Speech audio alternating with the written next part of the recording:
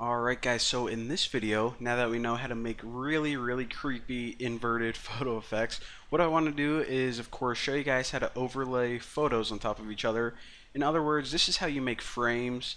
And if you ever saw like the vintage old beat up look where you take a photo and you add like some cracks and scratches and dust speckles to it, that's what we're going to be doing.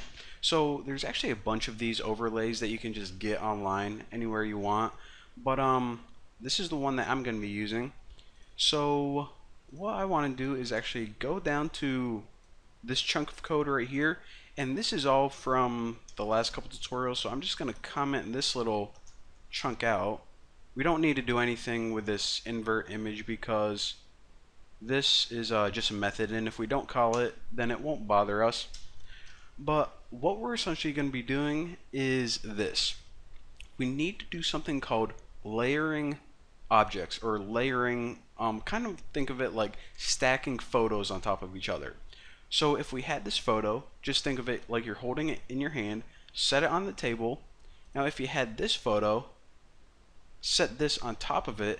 That's essentially what we're going to be doing with our program. So in order to get these layers, or in order to use different layers, if we call drawable, what we can do is we can make an array of layerable objects. So I'm just going to name my array layers and set it equal to new drawable, and in here of course we need to say how big is your array. Well, we're only going to be stacking two things, or layering two things on top of each other, so 2. So now what we can do is we can go through and start building this layer by layer. So in your layers, the very first item is this. Of course, the first thing we want to stack is this. That's going to be the base of it. So if we go to get resources, on this we can call get drawable, and for the parameters r.drawable.bucky right there. So we already saw what this did. Again, it's just my face, my profile photo. That's the very first layer. Now we're going to be making another layer on top of that, so we can just copy that because we are lazy. And this one was named dirty. So this is dirty right here. So now we have 2 layers looking good. However, right now all of this only exists in memory. Nothing's appearing on the screen, nothing's showing up on your phone, anything like that. In order to take this object in memory and convert it into something your device can use, you need to turn it into a drawable object.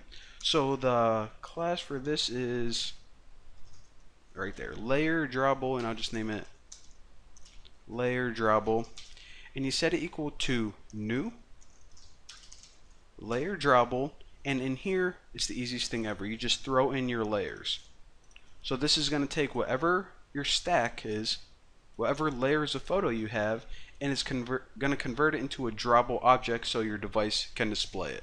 So now the only thing you have to do is you can just take your image view, which is that area where you can display an image, set image drawable, and in here we can just type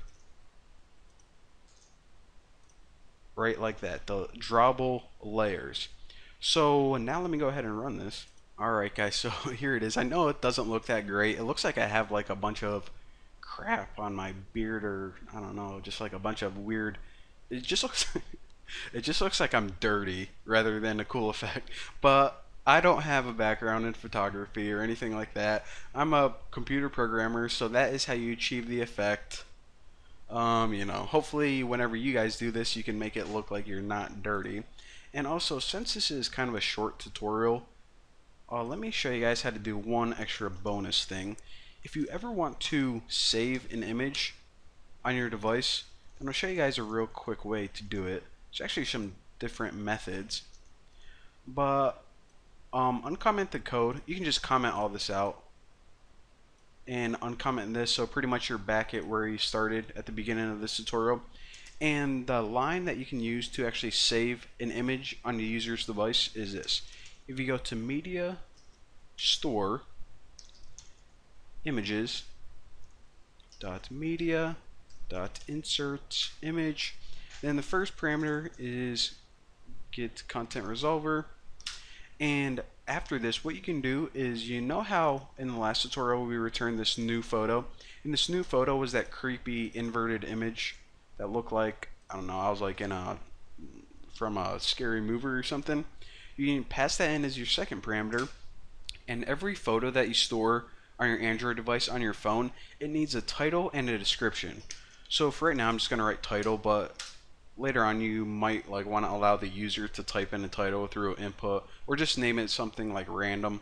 And of course I'll just put the word description for a description, but this would be something like me at the beach, or hey, this is me and my girlfriend, and this is private, so hopefully you're not reading this right now.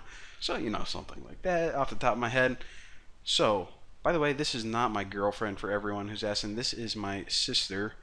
And, yeah, some people asked if she was my wife, and, she's definitely not. So, that is how you do this. And, of course, if I ran this right now, then we won't be able to see anything.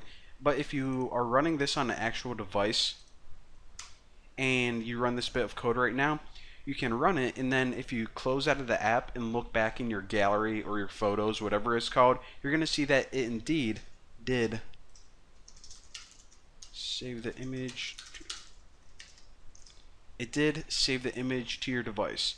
And again, all of the source code is going to be available on my forum, so if you want it, then go ahead and it's yours. But for now, thank you guys for watching. Don't forget to subscribe, and I will smell you guys in the next video.